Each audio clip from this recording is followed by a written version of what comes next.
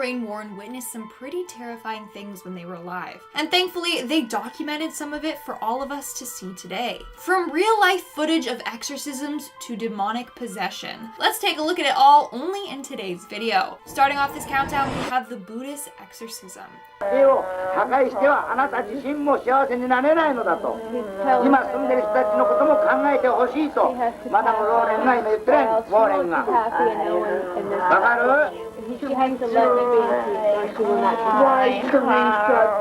In the early 2000s, the Warrens took a trip to Japan to check out these haunted tunnels that a number of people have died in. But while they were there, they were contacted to perform an exorcism on a woman named Teresa. This footage is very creepy. Not only is it actual footage of someone that is possessed, but you can also hear the demon in her voice reaching out to talk to Lorraine. In this clip I'm about to show you, Lorraine is trying to reach out to Teresa and get her to fight back against the demon possessing her. Hear me? Teresa, you hear me? You understand me? Teresa, leave. Leave, Teresa. Leave, dear, leave. I'm here to help you. I'm here to help you, Teresa. Things take a turn when Teresa starts speaking in English to Lorraine. I should note that Teresa didn't know English, so clearly it was the demon speaking. You see your mother? Go with your mother, Teresa. Go with your mother. Go with your mother. Go with your mother. See your mother? Do you see your mother? Yeah. Go with her. She speaks English. Towards the end of the exorcism, Teresa starts lashing out towards Lorraine and others. We see her crawling around and growling like a demon and talking all raspy. I was here before.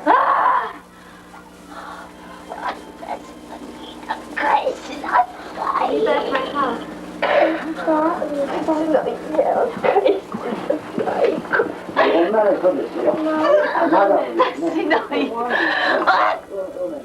I guess the demon was really fighting back because poor Teresa was going through a lot at this point.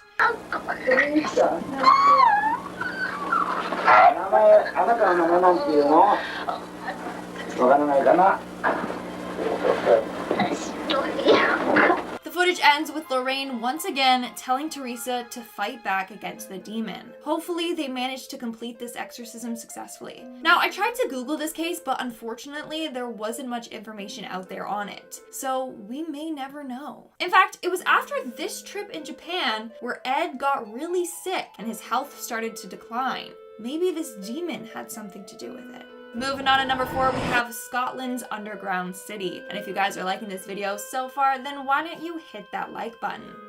And today, there still are. They're still haunted. Yes. There are people like you that see them. In fact, I've never seen them, but there are people that see these ghosts floating about. Mary King's been seen up here, and she's been seen down at the bottom. In 1996, Ed and Lorraine Warren visited Edinburgh in Scotland to investigate an underground city. The city was said to be haunted. In the video, you see an older tour guide telling them about the history of this underground city, how there used to be underground shops and stuff like that down there. At one point, he talked about getting bad vibes from being down there, and apparently Lorraine was sensing that as well. So that's when you get the funny feeling. I got a funny feeling, all right. However, very bad feeling. one by one, they all died off until there was nobody left. It gets worse when he talks about how everyone died down there and there were just piles of bodies because there was no one left to get rid of them. Which is probably why the place is haunted. I mean, a number of people died there and didn't have a proper burial. Well, at one point in the video, Lorraine claims she hears a ghost walking by. Can it be? No. What are you hearing? Like the sound of people, of more than one person together walking by, and, you know, like heavy clothing rubbing against each other, that type of thing I could hear. I'm going home. And I could hear that, and I wondered, you looked, Frank, so I thought you heard the same thing. No, I didn't hear it. Yeah. That's not all. She started to pick up on another vibe. It feels like somebody is like squeezing your insides all together, actually squeezing the life right out of you. I have no clue how she wasn't scared to death experiencing all of that. Honestly, she was brave.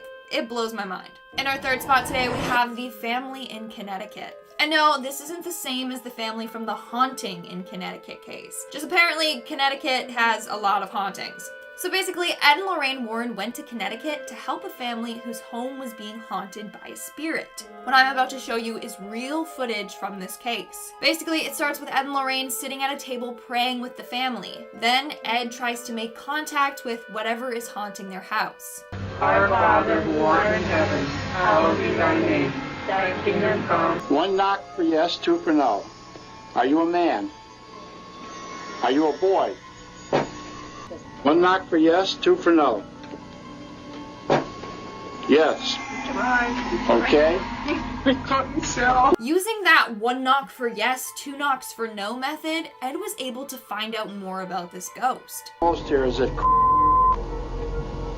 Is it?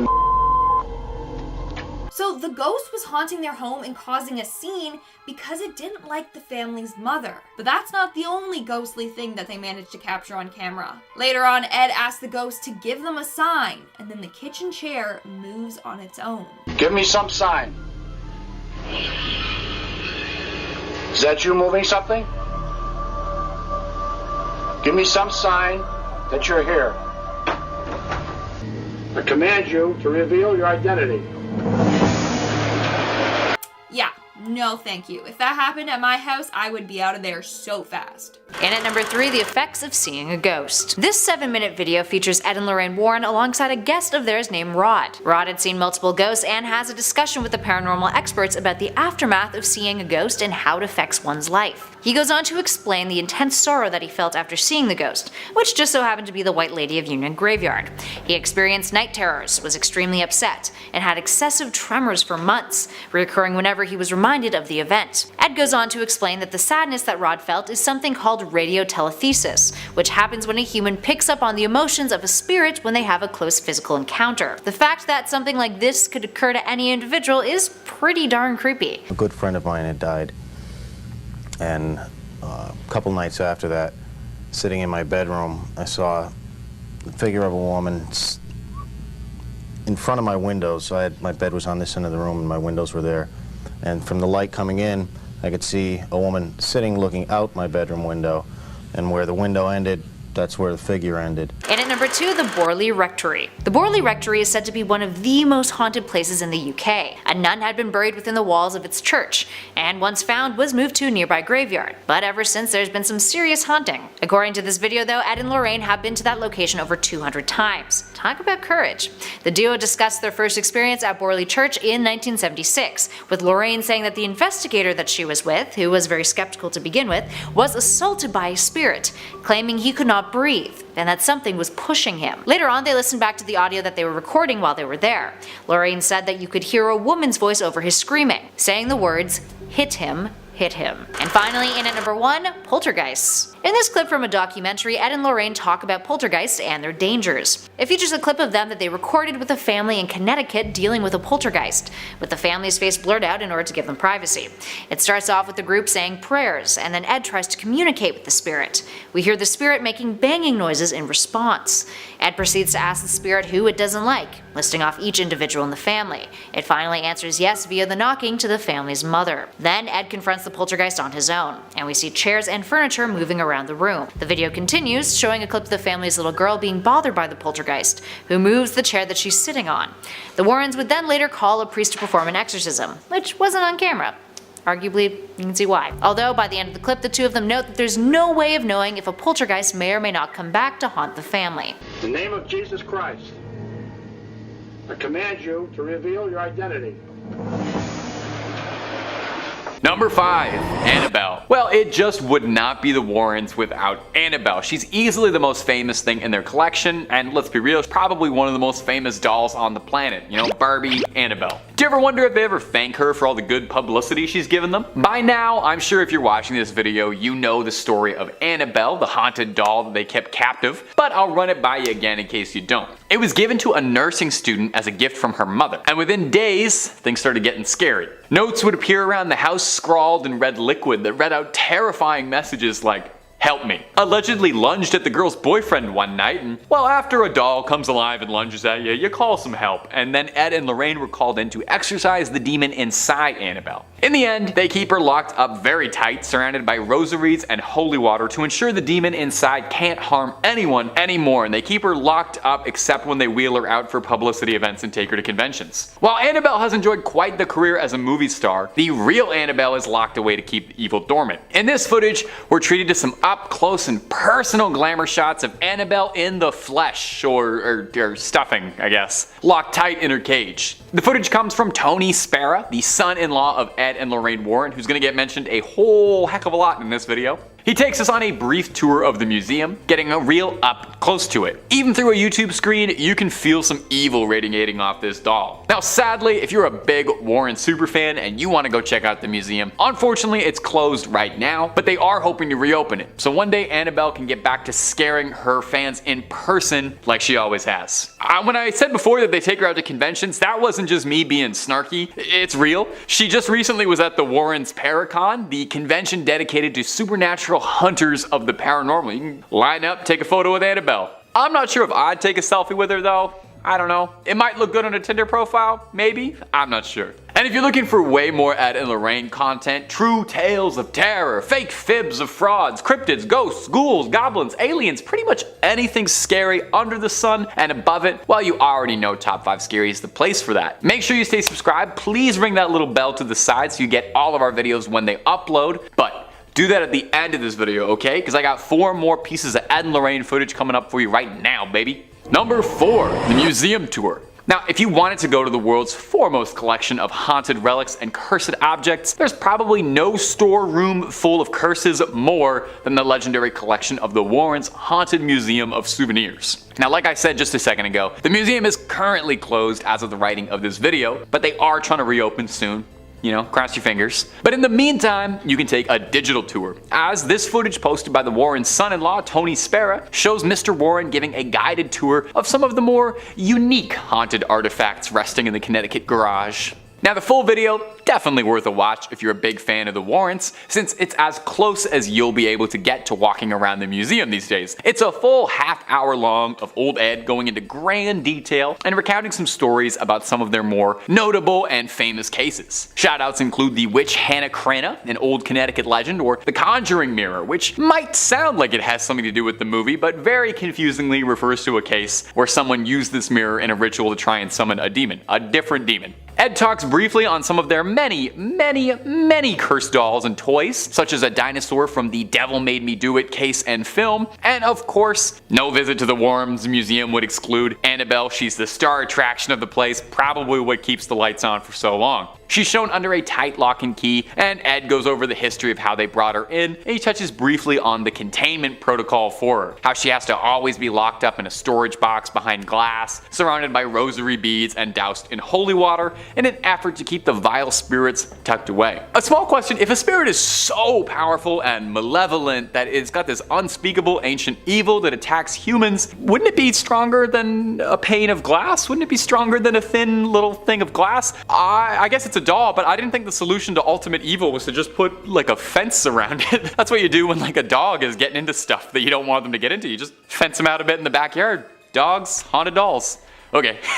Number 3, the Shadow Doll. And coming in at the number 3 spot for today is going to be this footage of the Shadow Doll. When you first enter the Warrens Haunted Museum, be it digitally or physically, one of the first things you'll see is this frightening little doll, affectionately dubbed the Shadow Doll. The Shadow Doll, that's fun to say. It's made of bird feathers and real human teeth. Lovely, those are some of my favorite ingredients. Now, it's currently owned by Tony Spera. He offers a bit of insight into the doll's history, saying it was originally acquired at an antique shop shop where it was sold with the owners of the shop completely oblivious to the doll's cursed energy. I don't buy that at all. What do you mean oblivious to the doll's cursed energy? Somebody came to you and sold you a doll made of bird feathers and human teeth, and your first instinct wasn't to douse the thing in holy water and kerosene for good measure? I know pawn shops ain't exactly the classiest place around, but you gotta have some standards, right? You gotta be able to recognize evil. There are very few dolls with human teeth that aren't evil. Sparrow claims the doll has an insidious curse inside it. Oh, wait, no, sorry, the Warrens weren't insidious. Anyway, the curse says that if you take a photograph of the doll, and when it develops, you write a curse that you'd like to inflict and then send it to your victim. The person who then opens the envelope and sees the photo of the doll will invite the curse into your home. The doll is also capable of some dream magic like Freddy Krueger and can even stop your heart while you're asleep if Mr. Warren is to be believed. And I know what you might be thinking. Did you just curse all of us by showing us this footage and pictures of the doll?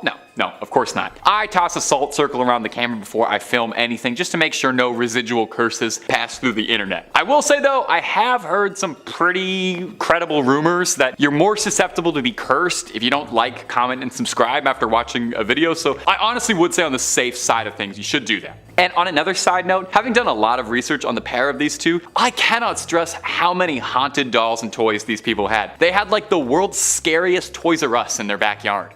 In our second spot, we have Maurice Theriault. If you've seen the movie The Nun, then you already know about a man named Maurice, or Frenchie. This guy was a hard-working farmer that ended up getting diabolically possessed. This occurred in 1985. Sometimes blood would randomly pour out of his body, like from his nose, eyes, and mouth. And he didn't know what was causing it. He also developed super strength and could randomly understand and speak Latin. At first he went to the police for help, then a priest, and then finally Ed and Lorraine Warren agreed to help him. Now, he apparently went through a number of exorcisms. The footage I'm going to share with you is from his last exorcism. So the footage starts off with Ed asking Frenchie to lift up his shirt. Apparently, random crosses would show up engraved in his skin. At the front. Feet up in the shoulder? Yeah. Move, yeah, you're in the way, right? Yeah. Okay.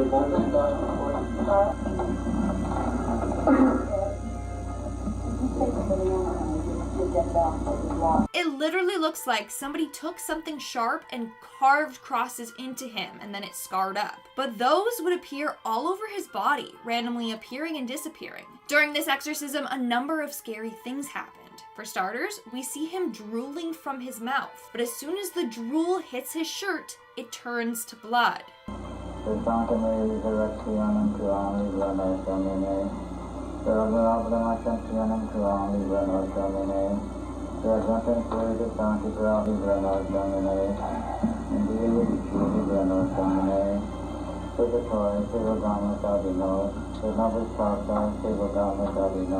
Then, at one point, we see Frenchie hunched over in pain. This is apparently because spirits enter people through their solar plexus.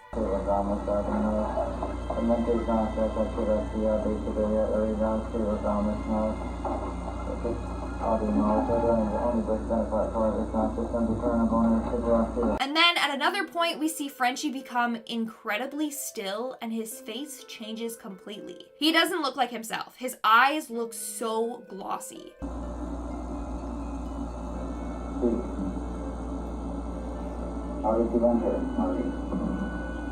And lastly, we see a cut randomly appear on his forehead and start to bleed on its own, out of nowhere.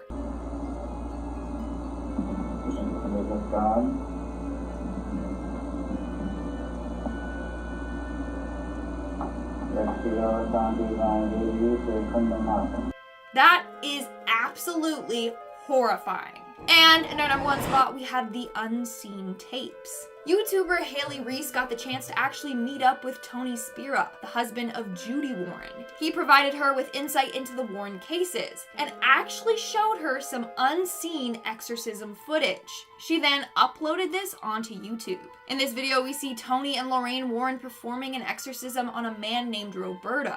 Take a look at it. This is the power, Jesus Christ. Okay? You hear me? Jesus Christ has all the power. You have none. What is your name? So in the video, as you just saw, they're trying to find out this demon's name to then help expel it. And guys, you're not gonna believe what demon was inside of him. Here, continue watching. What is your name? Jesus Christ commanded you to answer that question. What is your name? What is your name?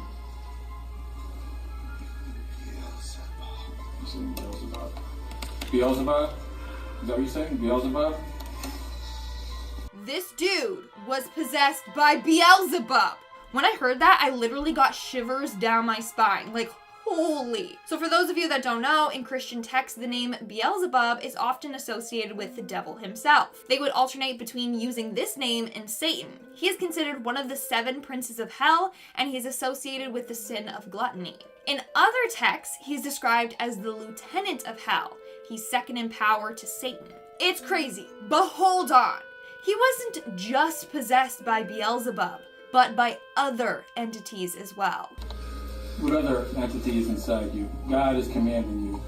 In the name of Jesus Christ, and all the saints, and all the martyrs, and all the angels command you to answer that question. What is it? Abaddon. I genuinely don't know how they stayed so calm as this dude lists all the demons possessing him. The video went on and they found at least 4 demons were inside of him. They then asked the demons why they were possessing Roberto, and they replied with, power. Why are you in Roberto? Why are you there with Roberto? Jesus Christ doesn't like demonic spirits within a human spirit. Jesus Christ hates demonic spirits to be within a human being. You know that? You hate Jesus, huh? I don't know about you, but that creeped me out. It is terrifying. Starting us off in at number 5, psychic photos. If you're a fan of our channel, you may remember a video that we did on the eerie objects and artifacts that you can observe at Ed and Lorraine's Occult Museum in Connecticut. Well, here they go into detail about one particular type of creepy object that they have a handful of at their museum: psychic photographs. So what are psychic photographs? According to Ed Warren, a psychic photo is a phenomenon in which a camera, being an impartial witness, captures a ghost on film. But the crazy thing is that the image that you see of the ghost is one that it projects itself, an image of what it believes it looks like. This clip explores how exactly that happens, and the Warrens describe instances in which they've witnessed spirit forms appearing beyond the physical eye. Ed also tells of how he captured the White Lady of Union Graveyard with his camera, one of their most famous images. We could put the first slide up and look at it. Wow. Well, there you're seeing your stereotype ghost. Look at the appendage-like arms and legs. You know, when you see these little cute ghosts that are painted and drawn on Halloween, this is your stereotype ghost right here. And at number 4, the Amityville house. This piece of footage, published by Mysterious World, features Lorraine Warren retelling her experience at the Amityville house. The Warrens in the past had gone to the famous Amityville house. It's one of their most famous cases. It's the place in which a man named Ronald DeFeo Jr. shot and killed 6 family members of his in 1974. And a year later, a new family, the Lutz family, had moved into the residence, only to be terrorized by a violent demonic presence. The Warrens had visited the house in an attempt to help the Lutz family, part of which was adapted into the 2016 movie The Conjuring 2. In this video clip, we get more insight on what the real-life events that occurred there were like. Lorraine tells her interview that, I quote, "Places like Amity, if you gave me $1 billion, I wouldn't go in that house again, because it messed up my life and my husband's life." She also tells the interviewer that the Amityville house was where she levitated, which is pretty creepy. In our 5th place position, we have my favorite creepy doll, Annabelle. Back when I was in high school, I actually got to portray her in a local haunted house, which was the beginning of my scare acting career. Hey, I promise I am quite terrifying if I want to be. I promise. For those of you who might be rolling their eyes right now, I'm going to refresh memories on the real Annabelle story. So feel free to cozy up and listen. Donna and Angie were student nurses and good friends who had decided to room together while in school. And for Donna's 28th birthday, her mom had gifted her a very large Raggedy Ann doll, something she was thrilled about. Personally, I'd react the same way. Let the record know that I'm always down to accept gifts of dolls or plushies. Soon after adopting the precious doll, Donna started to notice some weird behavior. She would leave Annabelle in her bed every morning behind her locked bedroom door, seating her the same way with her arms and legs crossed, and would come home at night to Annabelle having moved rooms and in positions that weren't possible. She's described a few instances of the doll kneeling, and speaking from experience, stuffed dolls can't kneel without falling for more than a few seconds. Donna and Angie then started finding notes left throughout the apartment, written on parchment paper in red pen. 2 things they didn't own. When Donna's boyfriend Lou started criticizing the doll, unexplainable handprints and scratches began appearing on his body. And that's when the girls made the decision to call a priest, who who then brought in the Warrens. They were able to calm down the entity enough to remove it from the home and transport her to their museum, where she resides to this day. Now, the footage I'm talking about here is from the visitors who have visited Annabelle in her current residence over the years. If you look closely, you can just see the energy that's alive in her. Also, if she was never removed from her box until like the last few years, how is she able to change position ever so slightly from one video to the next? You tell me here. In fourth place, we have footage from a Buddhist exorcism. Known as parita, which can be translated as protection or safeguard, it refers to the Buddhist practice of reciting certain verses and scriptures in order to ward off misfortune or danger. The practice of reciting or listening to the parita suttas began very early in the history of Buddhism. The Mahavamsa contains the earliest historical reference to this practice, describing how Upatissa I instructed monks to recite the Ratana Sutta throughout the night during a period when Sri Lanka was afflicted by plague and diseases. In the Pali literature, these short verses are recommended by the Buddha as providing protection from certain afflictions. The belief in the effective power to heal or protect of the Sakakariya, or asseveration of something quite true, is an aspect of the work ascribed to the parita. It is also widely believed that all-night recitations of parita by monks bring safety, peace, and well-being to a community. Parita discourses can be recited at events like a funeral or on the death anniversary of a loved one, and can also be recited to placate antagonistic spirits. In 1987, Ed and Lorraine took a trip to Japan to offer their expertise in some cases that were ongoing in different parts of the country,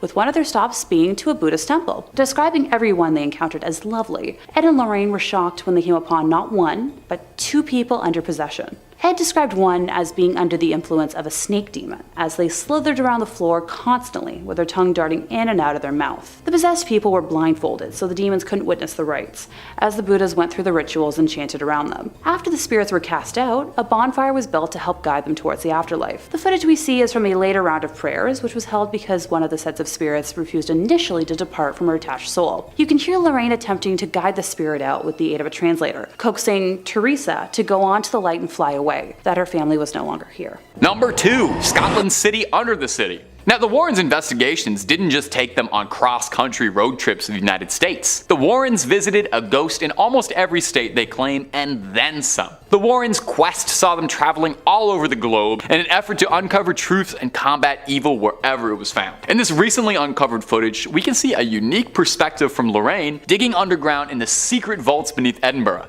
Under the ground is a series of large, cavernous vaults that were once used as a storage space for merchants, but when abandoned became home to Edinburgh's poorest, who began to make it their dwellings. Probably a real nice space, you know, no daylight, musty air, thriving rodent population, but you know what? For the right price, I would probably go for it. It's probably better than most apartments in Toronto. Because of this, the vaults were the perfect place to conduct a little nefarious business that aren't quite fit to discuss on YouTube, but naughty stuff, just know that. It's believed that two of Edinburgh's most prolific criminals hid bodies here before taking them to medical schools to sell off. Having known this, with this context, it's absolutely no surprise that people believe the vaults to be haunted and claim that they feel watched or touched when walking through them. So, if there's something weird going on, the Warrens follow. This one's actually pretty cool footage, I gotta admit. It's first person, making you feel like you're exploring the subterranean depths with her. She's being guided by an old Scotsman who seems to know the tunnels pretty well, and I gotta say, if I ever take a tour of an underground vault, this is exactly who I would like to be taking me in. An old Scottish man, that's the most appropriate and trustworthy way to go ghost hunting. Now, they didn't find anything on this particular investigation, but while in there, Lorraine does claim that she can feel something communicating with her. Could it be spirits from long ago reaching out to Lorraine Warren, who claimed she had an extrasensory gift? Or maybe it was just kind of cold down there. And number 1, an exorcism. To some, the ultimate dream would be getting to ride up in the front seat with Warrens on one of their cases, getting to experience the paranormal firsthand under the tutelage of those who claim to have battled it their whole lives. It would be like if Obi-Wan Kenobi asked you if you want to go on an adventure with him. It'd be awesome. Well, hey, some people, they get to live their dreams every day. Like me, my dream was to stand in front of a camera and endlessly talk about ghosts and goblins, and it really is just the best. But a YouTuber by the name of Haley Reese got to live her dream when she met Tony Spera, the husband of Judy Warren, the daughter of the family, and Lorraine Warren, a bit before she passed away. she got blessed with a look into some never before seen footage of the pair of demonologists conducting fieldwork, namely an exorcism. Now the person in the video has been blurred out to protect their safety, as it's one thing to be possessed by a demon, but doxing, whole other. We see Lorraine and Tony both fiercely conducting an exorcism,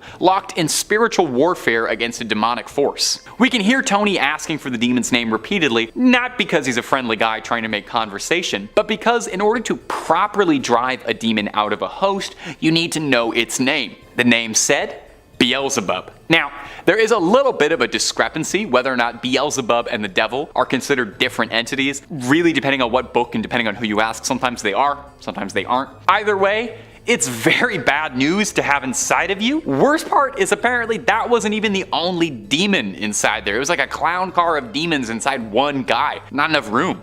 Luckily, the pair was able to get all of the demons outside of them and banish them away. Does anyone wonder, does it leave like a weird taste in your mouth after you've had demonic possession? I feel like there's an aftertaste, I definitely feel like I would need to brush my teeth afterwards, I think. Number 2, Annabelle on tour. Annabelle is the #1 name in cursed dolls. Sorry Megan, we love you, but Annabelle's got staying power and she's just been here longer. More movies too, although on a side note, I'm hoping they make more Megan movies. As such, Annabelle has become quite popular, with a lot of demand for the cursed toy, despite the fact that she's got a demon inside of her and is apparently very evil, and she should be kept under proper lock and key.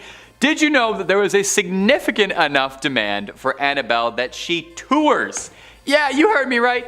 Annabelle tours. And you know what? I think that's great. Girl, get it. You gotta get that bag, The movies made you a star, really propelled you to the world stage. It would be a shame to keep you locked up in Connecticut when your fans are waiting. A recent clip made the rounds on TikTok of a paranormal investigator, Eric Vital,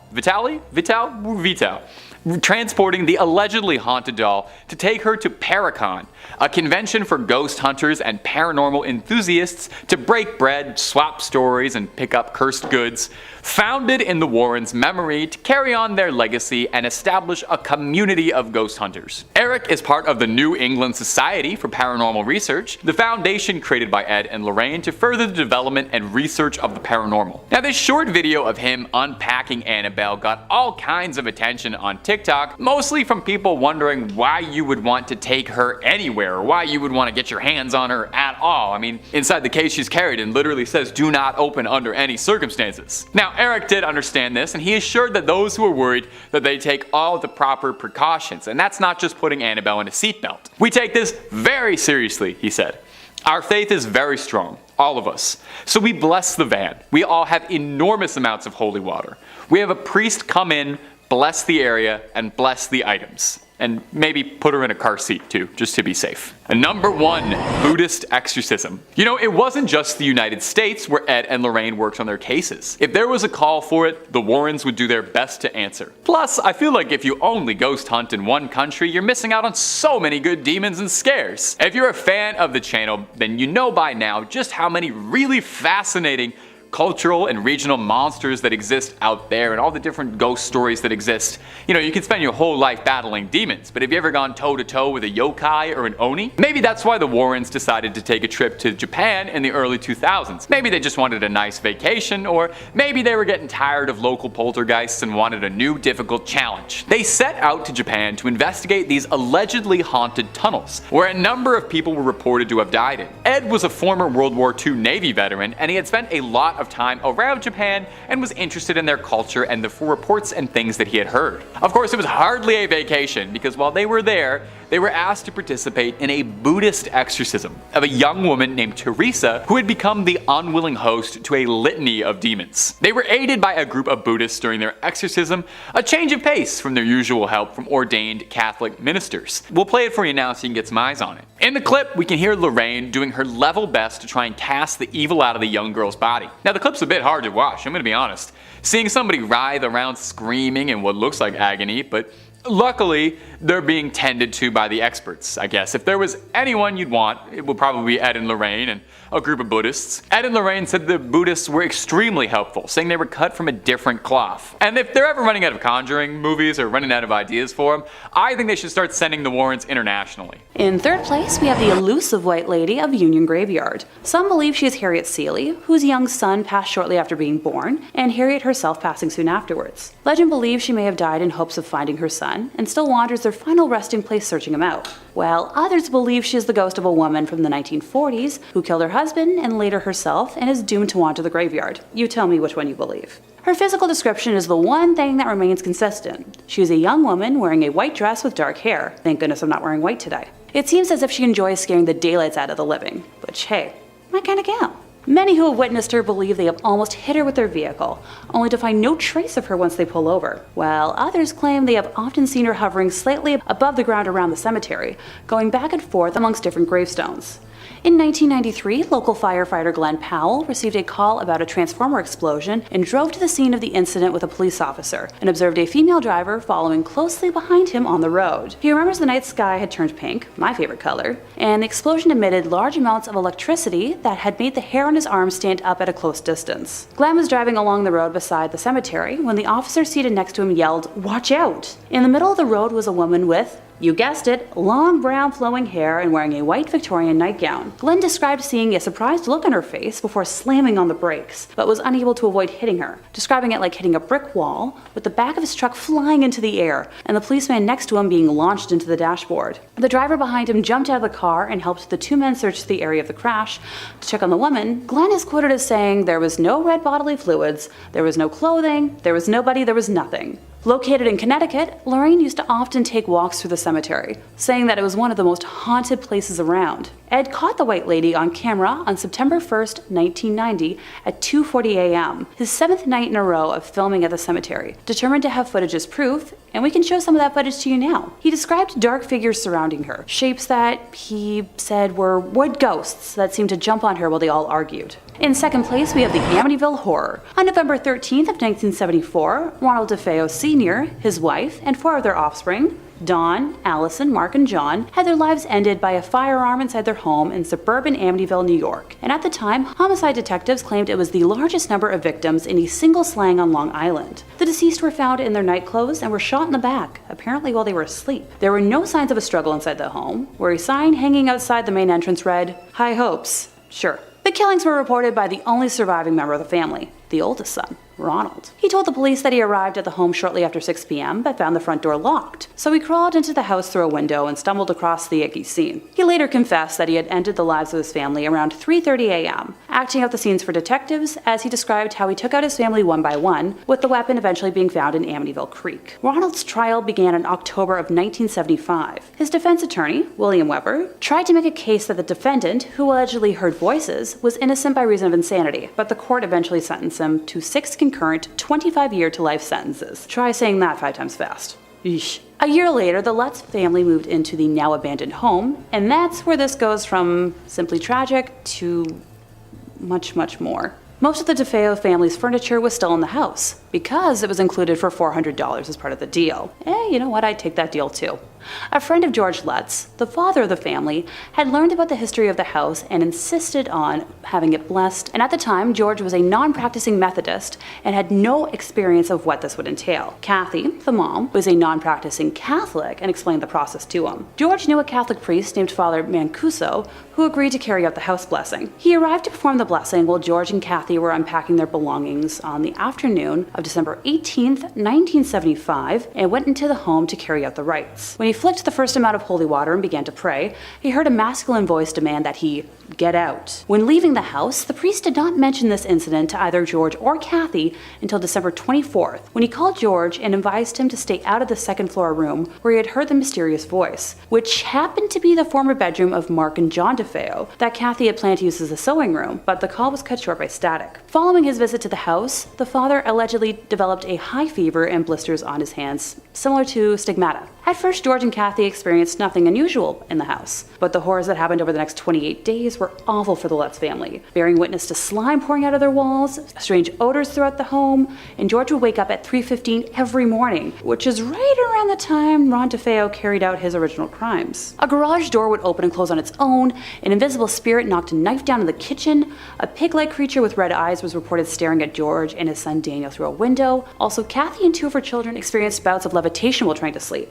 The footage we have from this heinous month is of a boy with glowing eyes, believed to be the spirit of the late John DeFeo. By mid-January of 1976, after another attempt at a house blessing by George and Kathy, they experienced what would be their final night in the house. Now, the Lutzes were never able to give a full account of the events that took place on this occasion, describing them as too frightening. After getting in touch with Father Mancuso, the Lutzes decided to take some belongings and stay at Kathy's mother's house in nearby Deer Park, New York, until they had sorted out the problems with the house. They claimed the phenomena followed them there, describing greenish-black slime coming up the staircase towards them. Yeah, no thanks. And finally, in first place, we have footage of an American exorcism. While the video is blurred out on YouTube to protect the identity of the poor girl, I personally think it's up there as one of the most frightening things I've ever seen. At an hour and 20 minutes long, it depicts a Catholic bishop in Connecticut attempting to converse with a demonic entity that has possessed the body of an innocent young woman, while her family restrains her. Ed and Lorraine were the ones to alert the church to the possession after meeting her during an audience chat session that was held at the conclusion of one of their public presentations. During portions of the exorcism, when prayer is done, you can hear the demon acting wildly, and it originally refuses to give its name, both of which are quite common in cases of demonic possession. Eventually, we learn that there are 4 demons possessing our victim, with one of them identifying themselves as Robert, which happens to be a name associated with the son of Satan. Number 5, the White Lady Ghost. Among the Warrens' storied career of demonology was a peculiar case involving a local Connecticut legend, the White Lady Ghost of Union Cemetery. Whoosh, that's a doozy of a title. Can you just shorten that down? Just like a Union Cemetery ghost? There you go, 3 words. Anyway.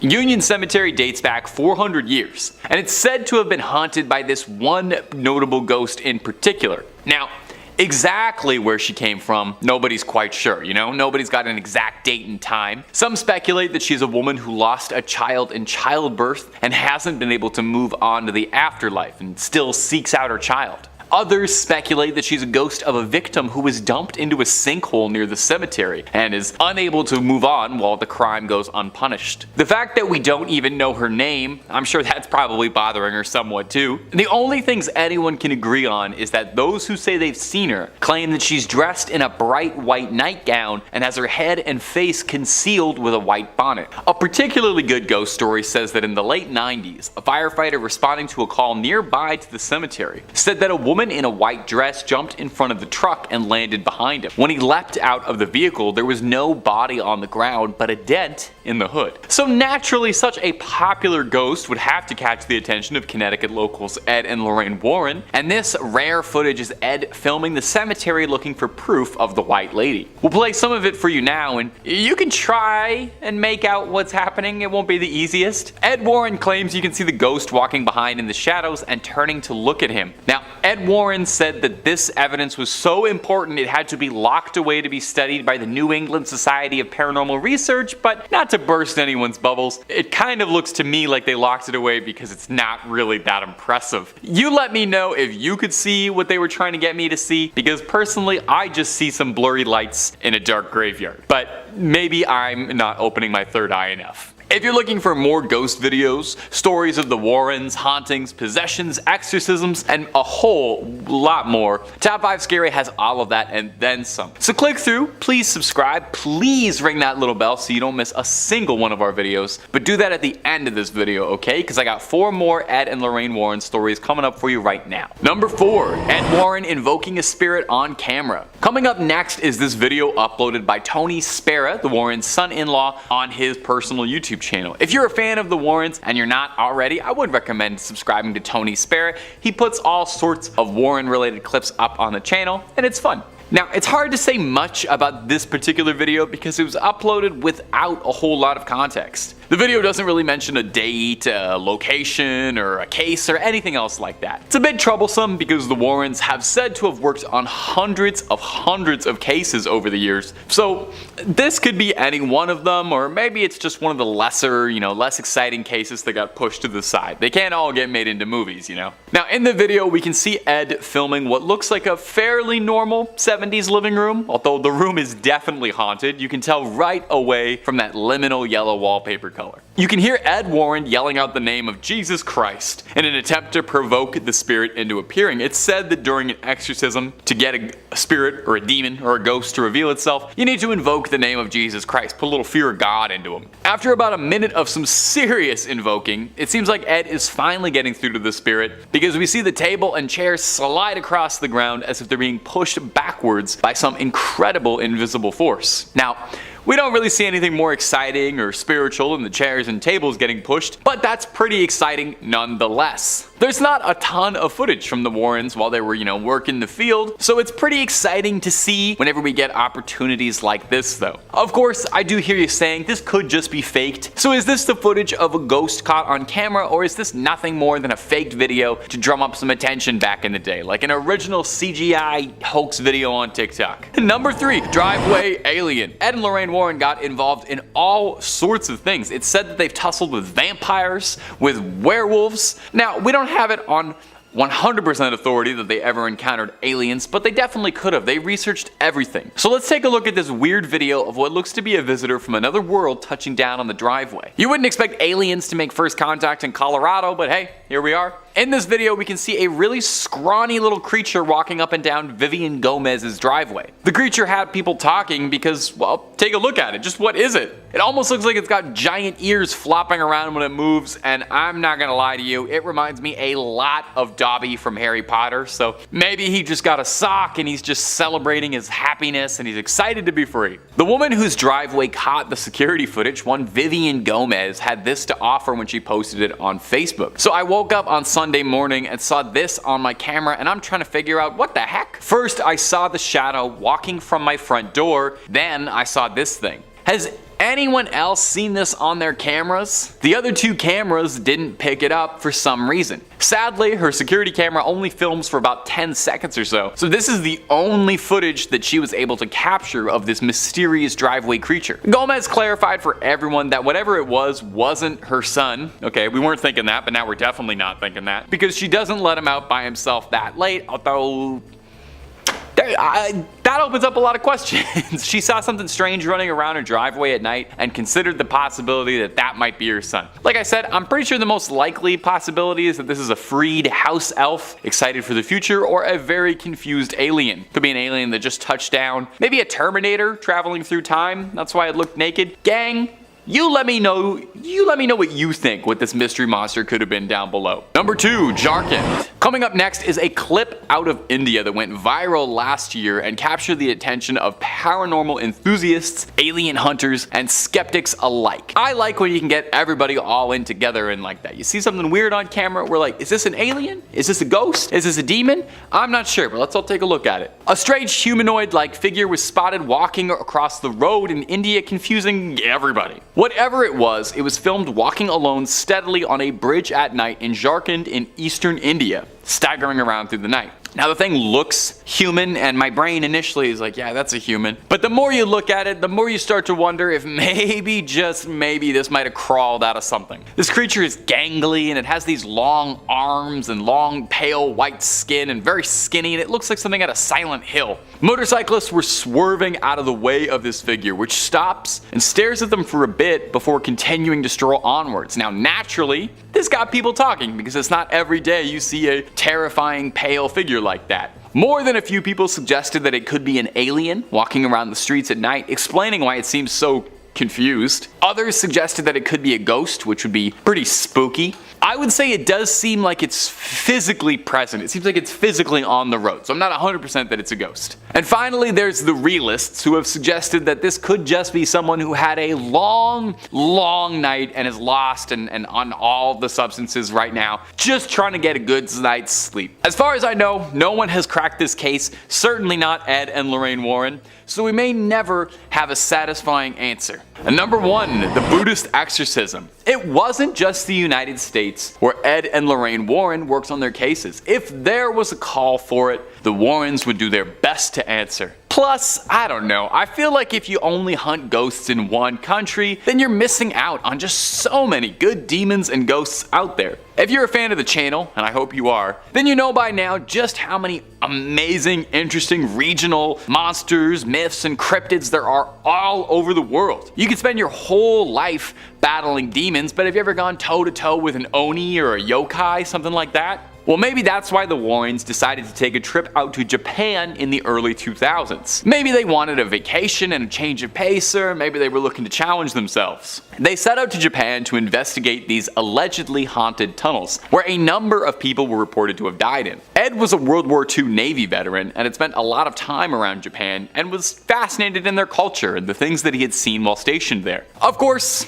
hardly a vacation, because while they were there, they were asked to participate in a Buddhist exorcism of a young woman named Teresa who'd become the unwilling host to a litany of demons. They were aided by a group of Buddhists during the exorcism, which is probably a change of pace from their usual ordained Catholic ministers. In the clip, we can hear Lorraine doing her level best to try and cast the evil out of the young girl's body. The clip is a bit hard to watch, and that's coming from someone who watches ghost videos literally every single day of his life. You're watching someone writhe around screaming in what looks like agony.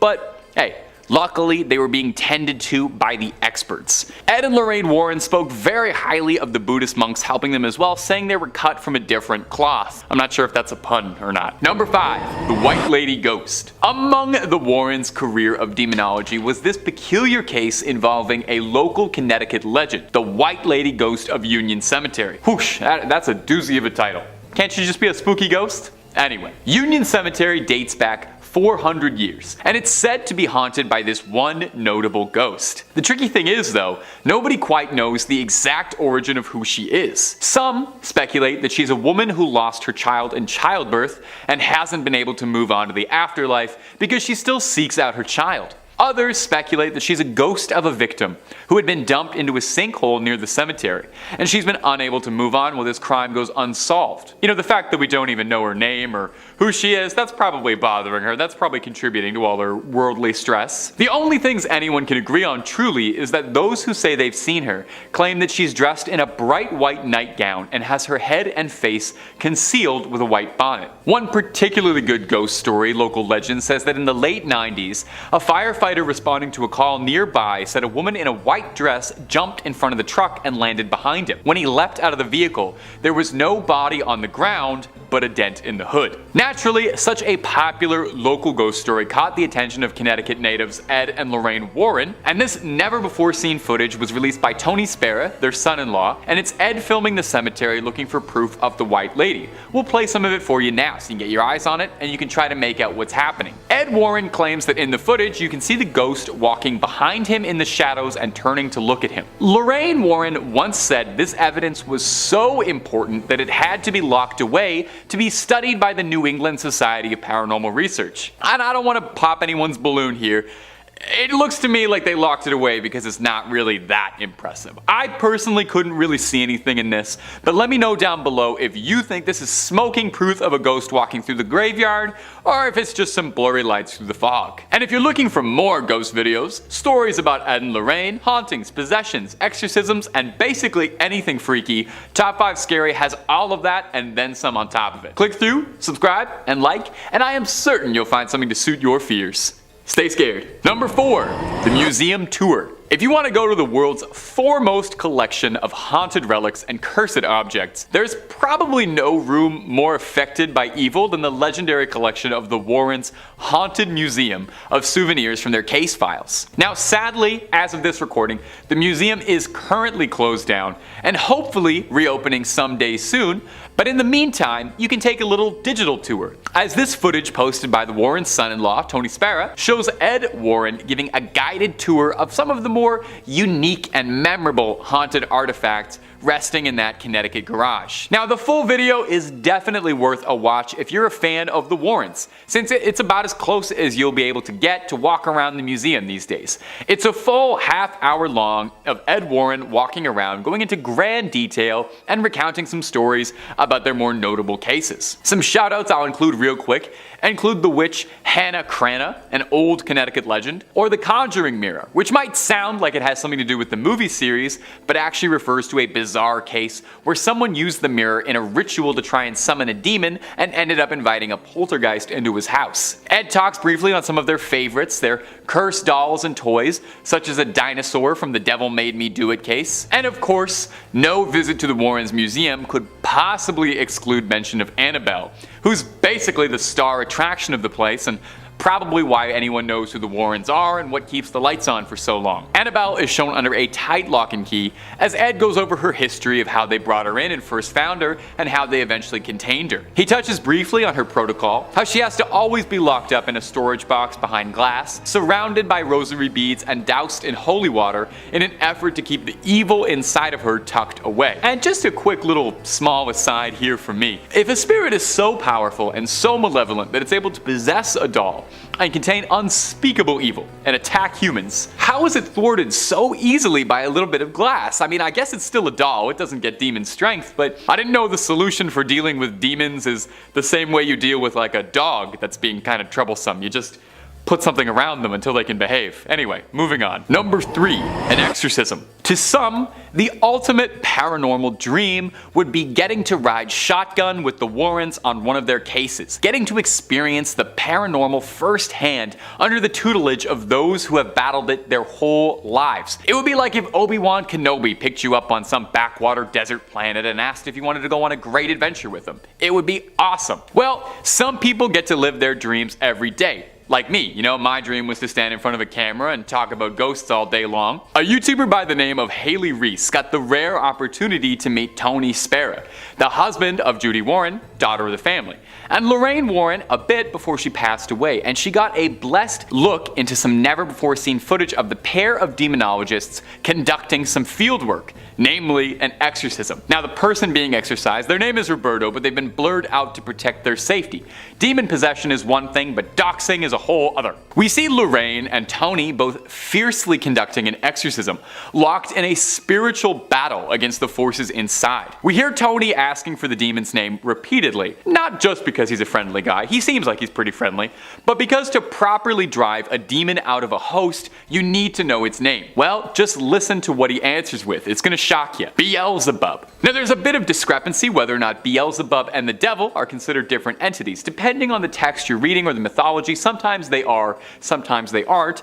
Either way, it's bad news. It's not something you would like to invite inside you. The worst part is, if you're listening, apparently that's not even the only demon inside. It was like a clown car of demonic energy inside one guy. Now, thankfully, after a tough battle, they were able to get all the demons outside of him and hopefully banish them all away. Do you think it leaves like a weird taste in your mouth after you've had demonic possession? Like, you know, when you wake up, like after having a nap and your mouth just feels weird? I feel like I need to brush my teeth a few times at least afterwards.